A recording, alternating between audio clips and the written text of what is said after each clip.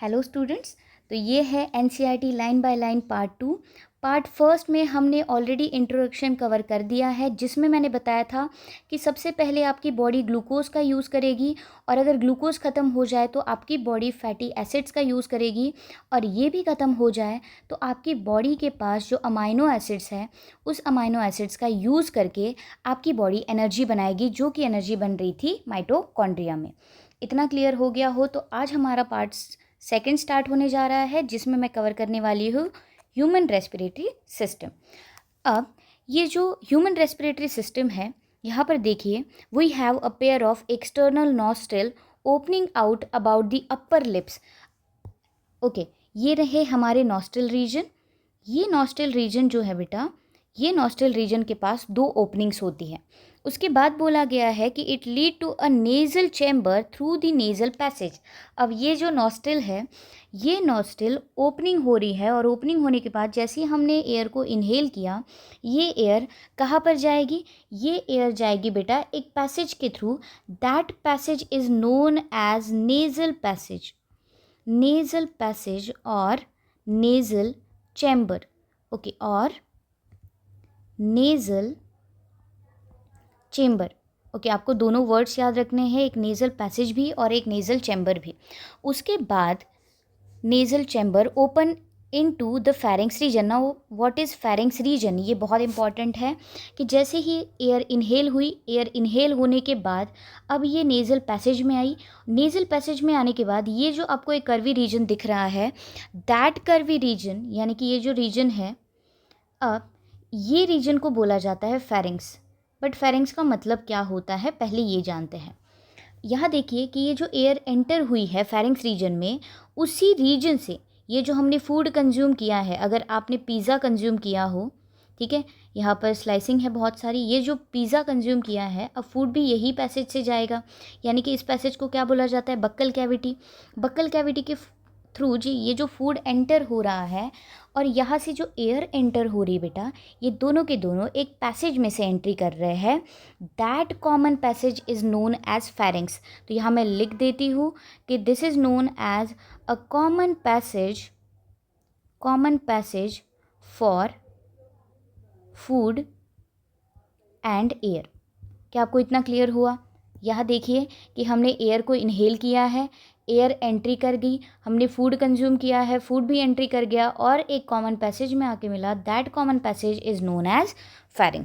चलो next, a portion of which is the common passage for food and air. Okay, यहाँ लिखा है, देखिए, food and air.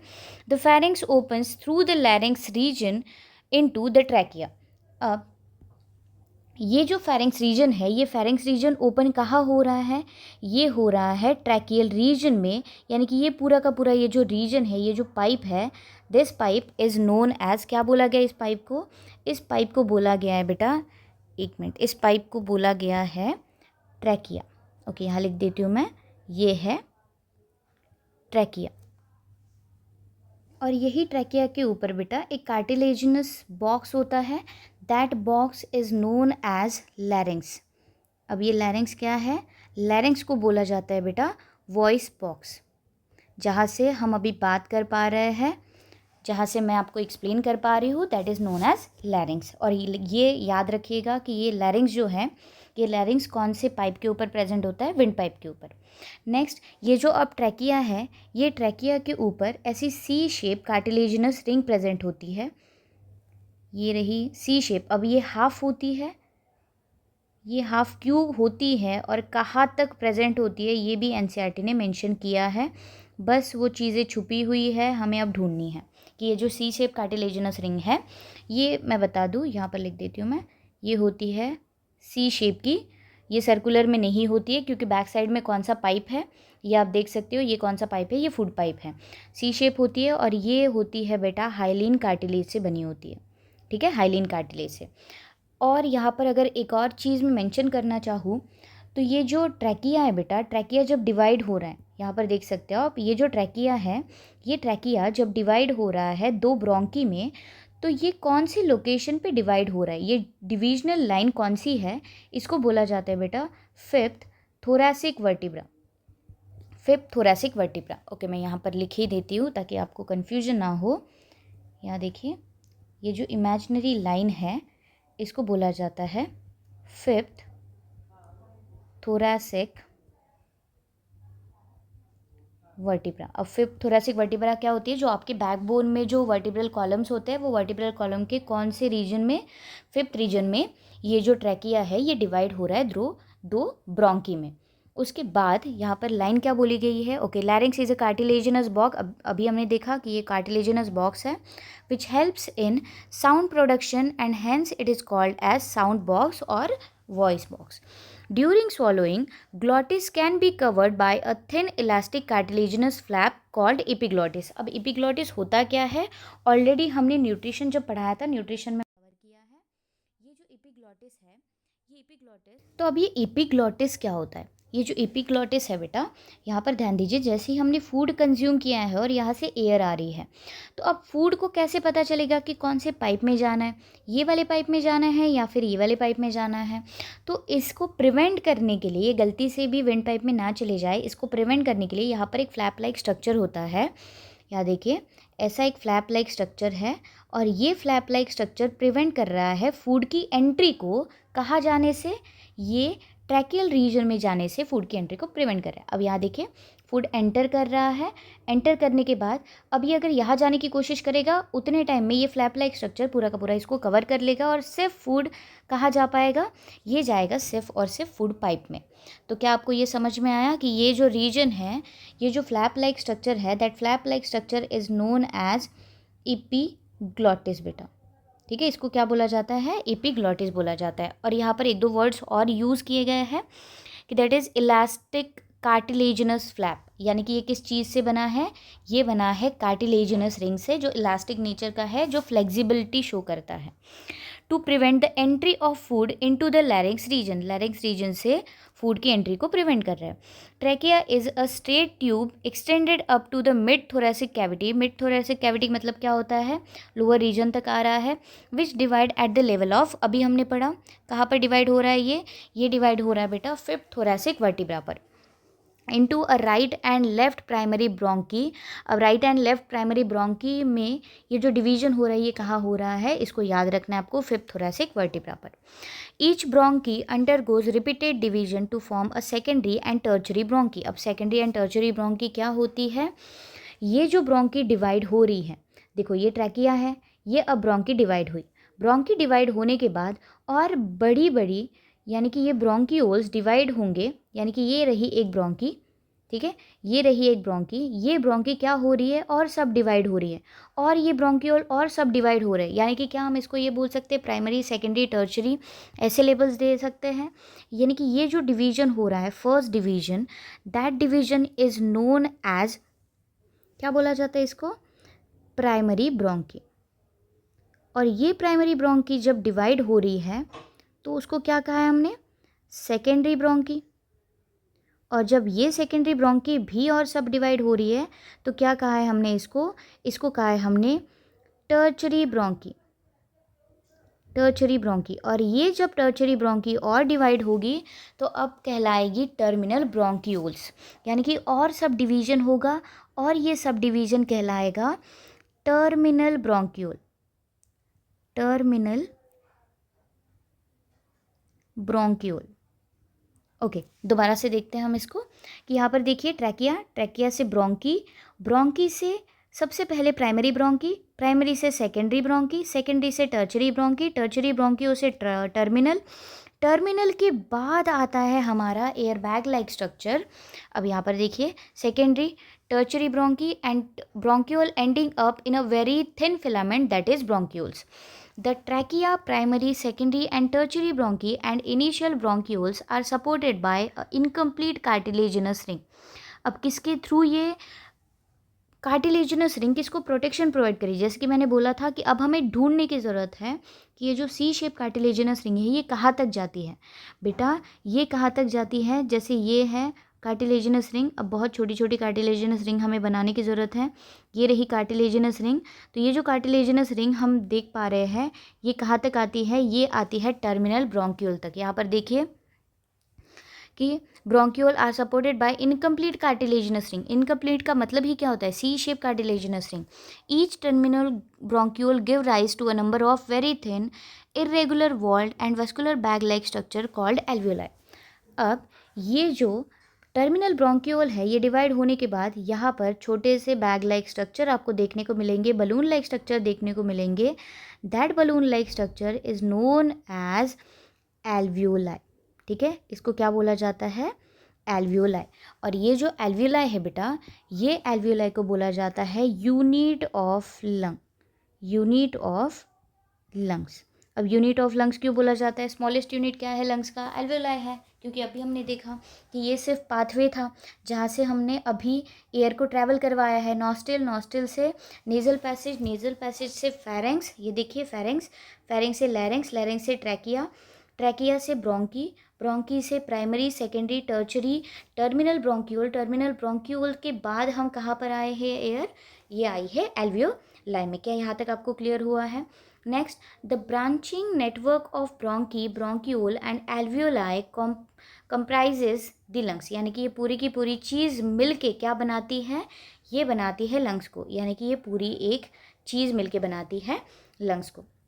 Next we have two lungs which cover by a double layer pleura. अब ये pleura क्या होता है बेटा? प्लूरा मतलब ऐसे, ओके ऐसे समझते हैं कि ये जो आपके लंग्स हैं, ठीक है, ये लंग्स के ऊपर ना एक बहुत ही पतली सी लेयर प्रेजेंट होती है जिसको बोला जाता है प्रोटेक्टिव लेयर। और उस लेयर के ऊपर भी एक और लेयर प्रेजेंट होती है, यहाँ पर मैं बना रही हूँ और दोनों लंग्स के लिए ही बना रही हूँ मैं। ठीक है, तो ये दोनों के पास ऐसी प्रोटेक्टिव लेयर्स प्रेजेंट है। ठीक है, ये रही प्रोटेक्टिव लेयर्स, ये रही फर्स्ट प्रोटेक्टिव लेयर और ये रही सेकंड प्रोटेक्टिव लेयर। अब ये जो फर्स्ट प्रोटेक्टिव लेयर है बेटा, इस प्रोटेक्टिव लेयर को बोला जाता है पैराइटल लेयर, पैराइटल लेयर। और ये जो सेकंड प्रोटेक्टिव लेयर है इसको बोला जाता है बेटा विसरल लेयर, विसरल लेयर। अब आपको ये क्वेश्चन आया होगा कि अगर ये दो लेयर्स हैं तो दो लेयर्स के बीच में फिर गैप प्रेजेंट होगी क्या? डेफिनेटली नहीं। यानी कि ये जो रीजन आप देख पा रहे हो, ये जो रीजन आप देख पा रहे हो, ये रीजन स्पेस कहलाता है। और इस स्पेस को क्या बोला जाता है? इस स्पेस को बोला जाता है प्लूरल स्पेस, प्लूरल स्पेस। और इस स्पेस के अंदर एक फ्लूइड प्रेजेंट होता है जिसको बोला जाता है प्लूरल फ्लूइड। और अब ये प्लूरल फ्लूइड जो है, ये प्लूरल फ्लूइड के हम फंक्शंस देखते हैं। ओके, पहले लाइन पढ़ लेते हैं कि यहाँ पर देखो दो लंग्स है which cover by a double layered pleura. यानी कि ये जो दो लेयर है, एक कौन सी लेयर है? एक है पैराइटल लेयर और एक कौन सी लेयर है? Visceral layer. ये दोनों लेयर से ये लंग्स बने हैं, प्रोटेक्शन प्रोवाइड की जा रही है विथ प्लूरल फ्लूइड। अभी हमने देखा कि प्लूरल फ्लूइड प्रोटेक्शन प्रोवाइड कर रहा है। It reduces the friction of the lung surface and outer pleural membrane is in close contact with the thoracic cavity. अब चलिए यहाँ पर मैं फंक्शन लिख देती हूँ इसके। तो फंक्शन है कि ये क्या प्रोवाइड कर रहा है बेटा? ये प्रोवाइड कर रहा है फ्रिक्शन से, ये प्रोवाइड कर रहा है शॉक से। यानी कि जो छोटे मोटे शॉक्स बनते जाते हैं हमारी बॉडी के अंदर, वो शॉक को एब्जॉर्ब करने का काम कर रहे हैं। और थर्ड है that is desiccation, prevention from, okay गलत हो गया ये, हाँ ये हो रहा है प्रिवेंशन फ्रॉम डेसिकेशन। अब डेसिकेशन का मतलब क्या होता है? डेसिकेशन मतलब डिहाइड्रेशन। जैसे स्किन अगर मॉइस्ट है तो बहुत जल्दी डिफ्यूजन प्रोसेस परफॉर्म हो सकती है। अगर स्किन बहुत ज़्यादा ड्राई है तो आप ऐसे कंटिन्यूसली बात कीजिए, या फिर अगर ब्लो ड्रायर है तो आप अपने माउथ में अगर कंटिन्यूसली एयर जा रही है तो आपकी जो स्किन है, ये जो थ्रोट की स्किन है, वो पूरी की पूरी क्या हो जाएगी? ड्राई हो जाएगी। और स्किन जो है वो ड्राई हो जाती है तो क्या आप इनहेल कर पाओगे? क्या आप एक्सेल कर पाओगे? बिल्कुल भी नहीं। तो जितनी ज़्यादा मॉइस्ट स्किन होगी उतना इजी होगा हमें इनहेल करना और हमें एक्सेल करना। नेक्स्ट इस पे जाते हैं हम। यहाँ देखिए आप कि यहाँ पर लंग्स की डायग्राम दी गई है, जो अब तक हम डायग्राम ड्रॉ करते आए हैं। चलिए देखते हैं कि ये जो हमने छोटा सा फ्लैप लाइक स्ट्रक्चर देखा था, जिसको हमने एपिग्लॉटिस बोला था, जो प्रिवेंट कर रहा था फूड की एंट्री को इनटू कहाँ पर? Into the wind pipe. ठीक है। नेक्स्ट आता है लैरिंक्स रीजन, जो कार्टिलेजिनस स्ट्रक्चर से बना था, जिसको हमने वॉइस बॉक्स कहा। उसके बाद यहाँ पर सी शेप कार्टिलेजिनस रिंग थी जो हाइलीन कार्टिलेज से बनी थी, जिसको हमने बोला था क्या, ट्रैकिया। और ट्रैकिया ये देखिए अब डिवाइड हो रहा है, ये जो ट्रैकिया डिवाइड हो रहा है बेटा, ये अब डिवीजन परफॉर्म करेगा, प्राइमरी, सेकेंडरी, टर्चरी, टर्मिनल। और उसके बाद एट दी एंड ये जो बलून लाइक स्ट्रक्चर आप देख पा रहे होंगे, ये जो बलून लाइक स्ट्रक्चर है, ये balloon like structure is known as alveoli. और ये जो लंग्स है, ये लंग्स के आउटर रीजन में बेटा, ये आउटर रीजन में क्या प्रेजेंट है, प्रोटेक्टिव लेयर प्रेजेंट है, जिसको हमने पैराइटल एंड विसरल ऐसे प्रोटेक्टिव लेयर में काउंट किया।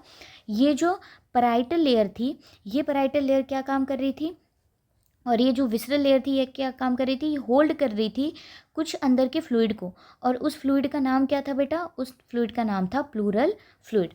और हमने ये भी देखा कि ये जो डिवीजन हो रहा है, ये जो पूरा डिवीजन हो रहा है, कहा किसका, ट्रैकिया का, ब्रोंकी में, ये कौन से रीजन में डिवीजन हो रहा है, ये डिवीजन हो रहा था फिफ्थ थोरैसिक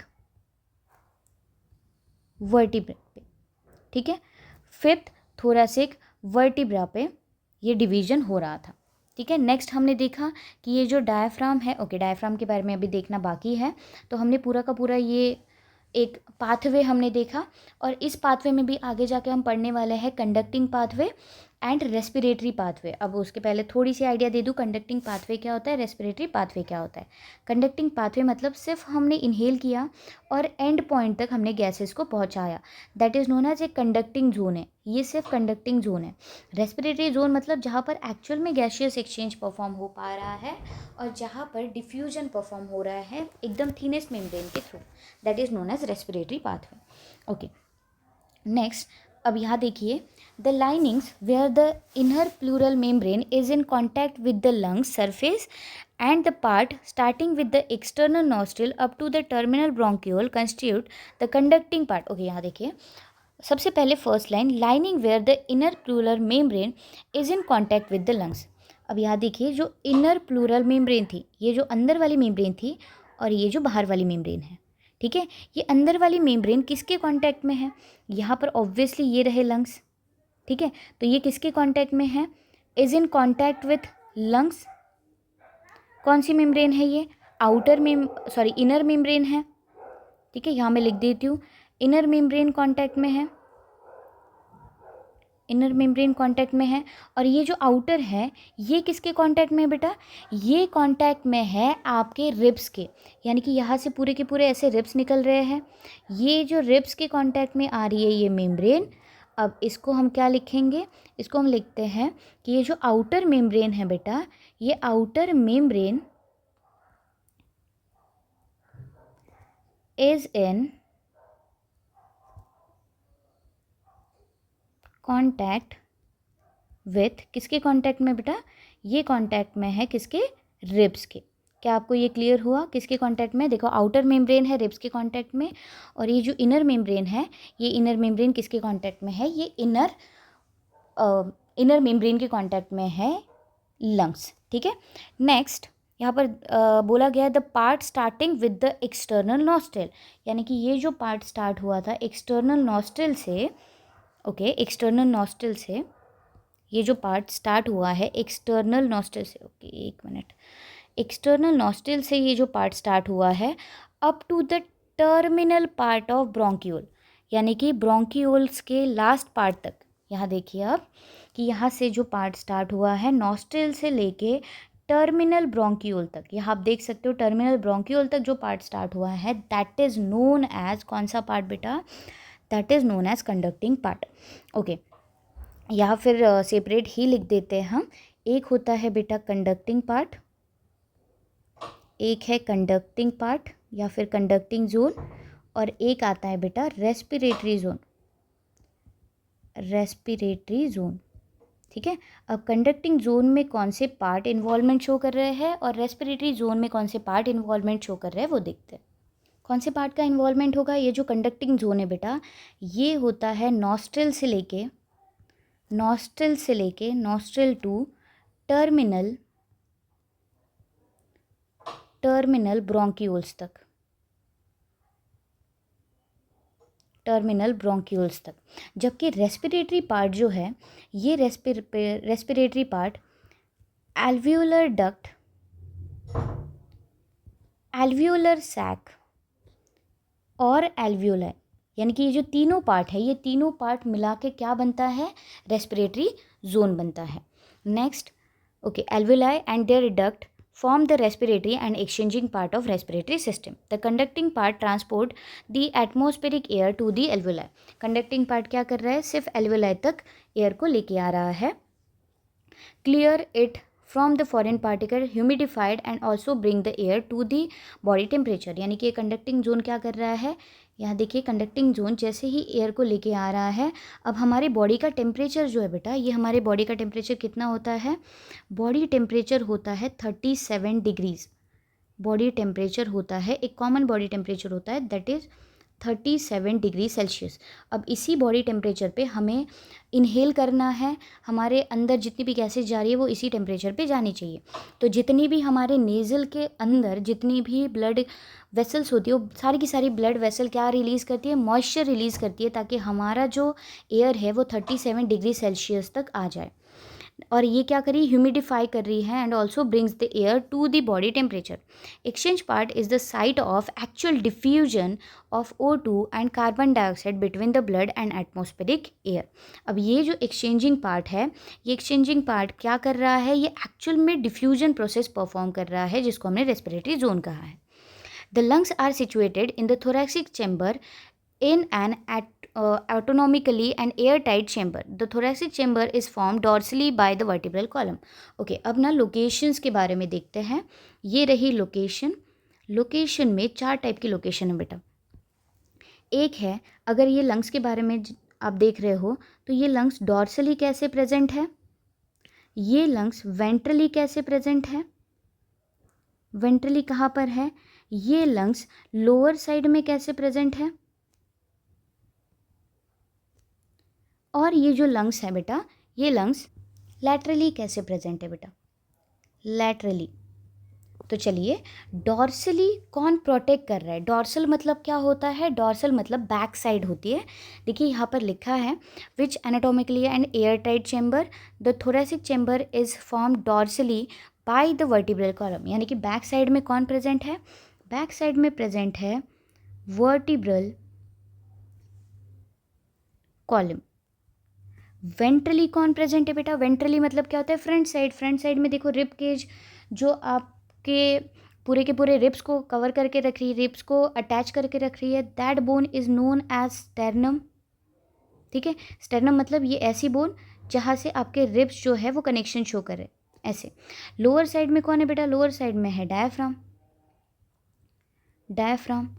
और लैटरल साइड में कौन है बेटा, लैटरल साइड में तो रिब्स है, यही तो दिया गया है यहाँ पर कि ये देखिए वेंट्रल साइड में स्टेर्नम है, लैटरल साइड में रिब्स है एंड लोअर साइड में कौन है, डोम शेप डायफ्राम प्रेजेंट है। Anatomically setup of lungs in thorax is such that any change in the volume of thoracic cavity will be reflected in the lungs pulmonary cavity such as arrangement is essential for breathing. अब इसमें ये बोला गया है कि अगर आपके lungs expand हो रहे हैं तो डेफिनेटली ये चारों के ऊपर इम्पैक्ट ज़रूर पड़ेगा। यानी कि लंग्स जैसे ये एक्सपेंशन शो कर रहे हैं तो ये जो डायफ्राम अब तक डोम शेप में था वो फ्लैट शेप में चला जाएगा। रिब्स भी क्या होंगे, रिब्स भी एक्सपेंशन शो करेंगे। वर्टिब्रल कॉलम भी क्या हो जाएगा, ये भी अपनी पोजीशन थोड़ी चेंज करेगा। स्टेर्नम भी क्या हो जाएगा, स्टेर्नम भी प्रोटेक्शन प्रोवाइड कर रहा है। अब यहाँ देखिए, respiration involve the following step. अब ये स्टेप में से बहुत बार क्वेश्चन पूछे जाते हैं, तो ये स्टेप को आपको अच्छे से ध्यान से सुनना है। फर्स्ट स्टेप है ब्रीथिंग और pulmonary ventilation by which atmospheric air is drawn in and carbon dioxide rich alveolar air is released out। यानी कि इसमें क्या बोला गया है कि सिर्फ वेंटिलेशन परफॉर्म हो रहा है, इनहेल की जा रही है ऑक्सीजन और एक्सेल की जा रही है carbon dioxide, that's it first इसमें।